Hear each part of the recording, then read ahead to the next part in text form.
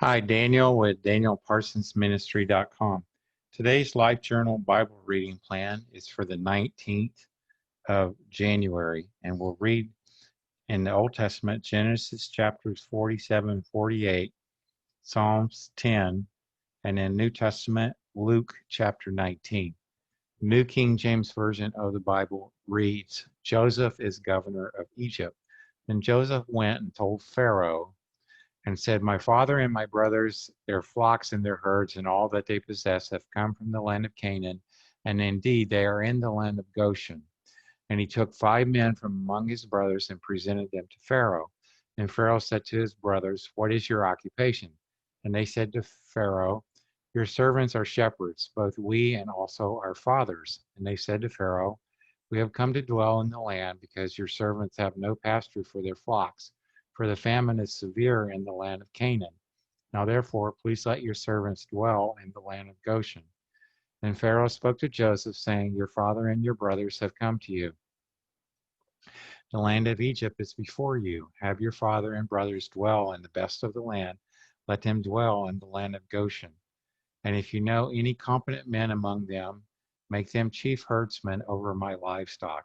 Then Joseph brought in his father Jacob and set him before Pharaoh, and Jacob blessed Pharaoh. Pharaoh said to Jacob, How old are you? And Jacob said to Pharaoh, The days of the years of my pilgrimage are 130 years. Few and evil have been the days of the years of my life, and they have not attained to the days of the years of the life of my fathers in the days of their pilgrimage. So Jacob blessed Pharaoh and went out from before Pharaoh.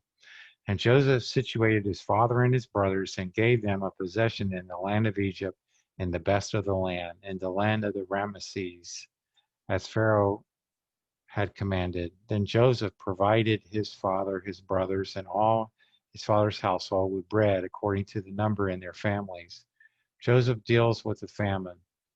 Now there was no bread in all the land, for the famine was very severe, so that the land of Egypt and the land of Canaan languished because of the famine. And Joseph gathered up all the money that was found in the land of Egypt and in the land of Canaan for the grain which they bought. And Joseph brought the money into Pharaoh's house. So when the money failed in the land of Egypt and in the land of Canaan, and all the Egyptians came to Joseph and said, Give us bread, for why should we die in your presence? For the money has failed.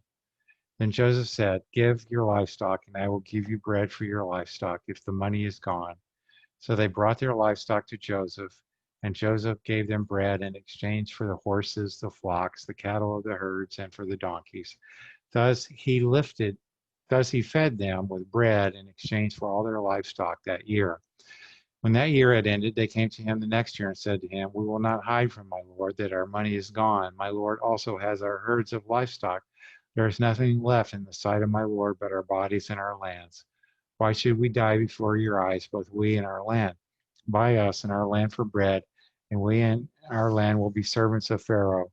Give us seed that we may live and not die, that the land may not be desolate. And Joseph bought all the land of Egypt for Pharaoh, for every man of the Egyptians sold his field, because the famine was severe upon them. So the land became Pharaoh's. And as for the people, he moved them into the cities from one end of the borders of Egypt to the other end.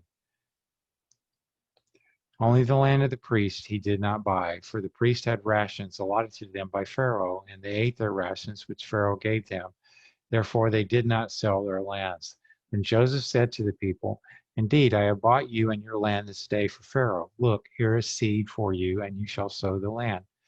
And it shall come to pass in the harvest that you shall give 1/5 to Pharaoh, 4/5 shall be your own, as seed for the field, and for your food, for those of your households, and as food for your little ones. So they said, You have saved our lives. Let us find favor in the sight of my Lord, and we will be Pharaoh's servants. And Joseph made it a law over the land of Egypt to this day that Pharaoh should have 1/5, except for the land of the priest only, which did not become Pharaoh's. Joseph's vow to Jacob. So Israel dwelt in the land of Egypt in the country of Goshen, and they had possessions there and grew and multiplied exceedingly. And Jacob lived in the land of Egypt 17 years. So the length of Jacob's life was 147 years. When the time drew near that Israel must die, he called his son Joseph and said to him, Now, if I have found favor in your sight, please put your hand under my thigh and deal kindly and truly with me. Please do not bury me in Egypt, but let me lie with my fathers. You shall carry me out of Egypt and bury me in their burial place. And he said, I will do as you have said. Then he said, Swear to me, and he swore to him. So Israel bowed himself on the head of the bed. As I'm pulling up Genesis chapter 48, just want to make note, we go through the Old Testament scriptures once in a year's time and the New Testament twice in a year's time. Genesis 48. Jacob blesses Joseph's sons. Now it came to pass after these things that Joseph was told, Indeed, your father is sick.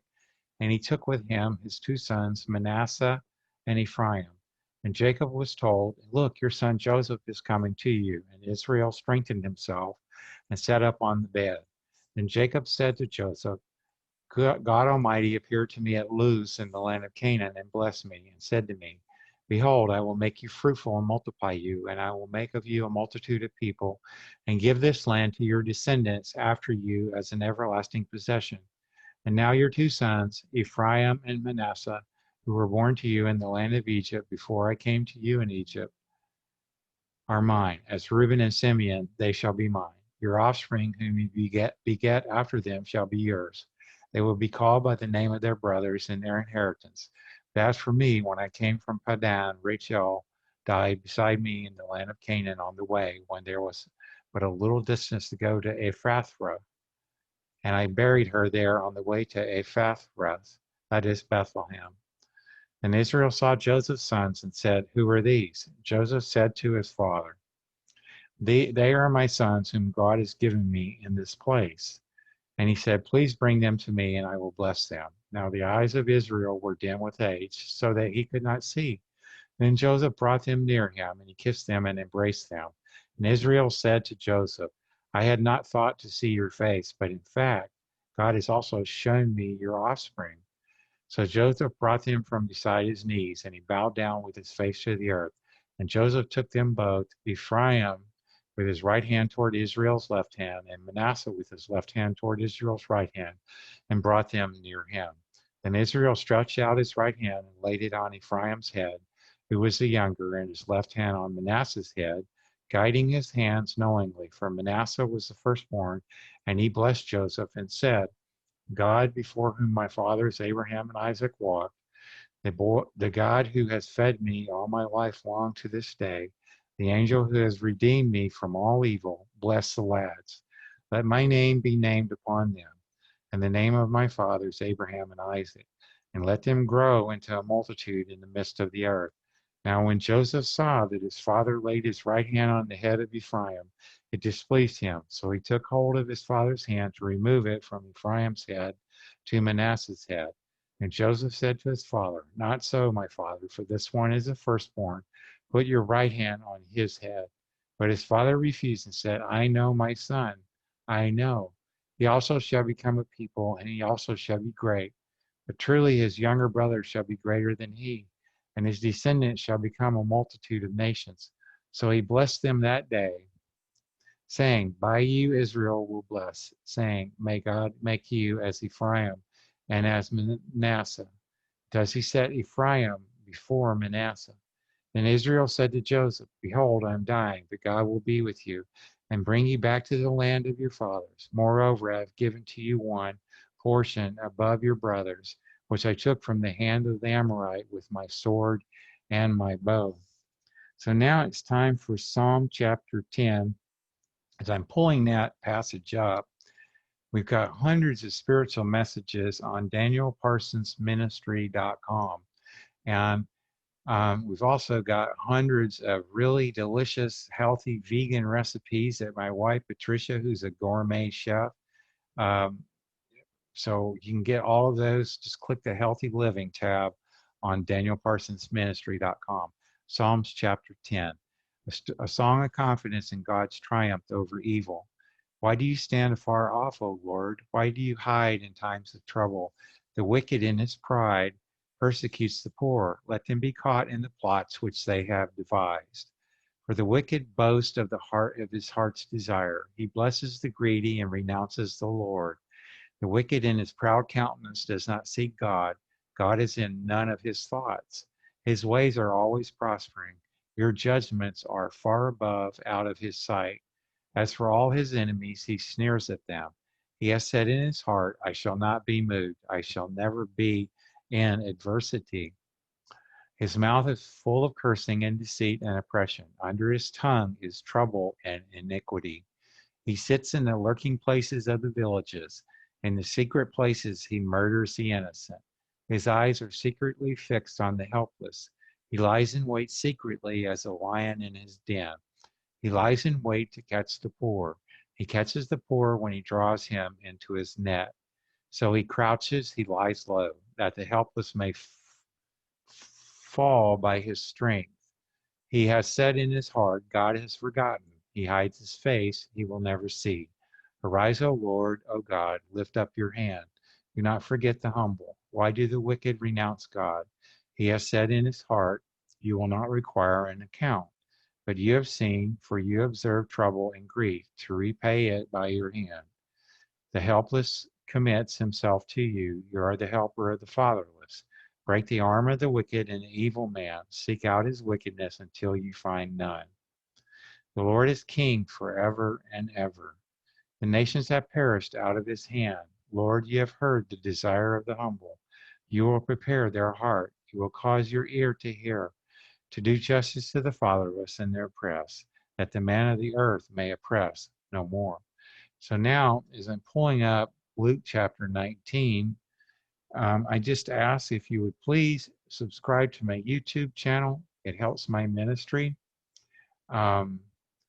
And just search for Daniel Parsons Ministry on YouTube, and you'll find my channel. Appreciate it. Luke chapter 19. I got to get the New King James Version up. Sorry.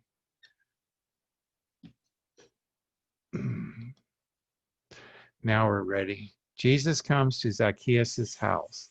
Then Jesus entered and passed through Jericho. Now behold, there was a man named Zacchaeus, who was a chief tax collector, and he was rich. And he sought to see who Jesus was, but could not because of the crowd, for he was of short stature. So he ran ahead and climbed up into a sycamore tree to see him, for he was going to pass that way. And when Jesus came to the place, he looked up and saw him and said to him, Zacchaeus, make haste and come down, for today I must stay at your house. So he made haste and came down and received him joyfully. But when they saw it, they all complained, saying, he has gone to be a guest with a man who is a sinner. Then Zacchaeus stood and said to the Lord, look, Lord, I give half of my goods to the poor, and if I have taken anything from anyone by false accusation, I restore fourfold. Jesus said to him, today salvation has come to this house, because he also is a son of Abraham. For the Son of Man has come to seek and to save that which was lost. The parable of the minas. Now as they heard these things, he spoke another parable, because he was near Jerusalem, and because they thought the kingdom of God would appear immediately. Therefore he said, a certain nobleman went into a far country to receive for himself a kingdom and to return. So he called 10 of his servants, delivered to them 10 minas, and said to them, do business till I come. But his citizens hated him and sent a delegation after him, saying, we will not have this man to reign over us. So it was that when he returned, having received the kingdom, he then commanded these servants to whom he had given the money to be called to him, that he might know how much every man had gained by trading. Then came the first, saying, Master, your mina has earned 10 minas. And he said to him, well done, good servant, because you were faithful in a very little, have authority over 10 cities. And the second came, saying, Master, your mina has earned 5 minas. Likewise he said to him, you also be over 5 cities. Then another came, saying, Master, here is your mina, which I have kept put away in a handkerchief, for I feared you, because you are an austere man. You collect what you did not deposit, and reap what you did not sow. And he said to him, out of your own mouth I will judge you, you wicked servant. You knew that I was an austere man, collecting what I did not deposit, and reaping what I did not sow. Why then did you not put my money in the bank, that at my coming I might have collected it with interest? And he said to those who stood by, take the mina from him and give it to him who has 10 minas. But they said to him, Master, he has 10 minas. For I say to you that to everyone who has will be given, and from him who does not have, even what he has will be taken away from him.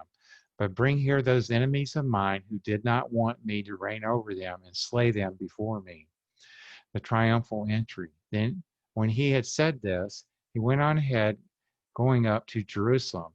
And it came to pass when he drew near to Bethphage and Bethany at the mountain called Olivet, that he sent two of his disciples, saying, go into the village opposite you, where as you enter you will find a colt tied, on which no one has ever sat. Loose it and bring it here, and if anyone asks you, why are you loosing it? Thus you shall say to him, because the Lord has need of it. So those who were sent went their way and found it just as he had said to them. But as they were loosing the colt, the owners of it said to them, why are you loosing the colt? And they said, the Lord has need of him. Then they brought him to Jesus, and they threw their own clothes on the colt, and they set Jesus on him. And as he went, many spread their clothes on the road. Then, as he was now drawing near the descent of the Mount of Olives, the whole multitude of the disciples began to rejoice and praise God with a loud voice for all the mighty works they had seen, saying, blessed is the King who comes in the name of the Lord, peace in heaven and glory in the highest. And some of the Pharisees called to him from the crowd, teacher, rebuke your disciples.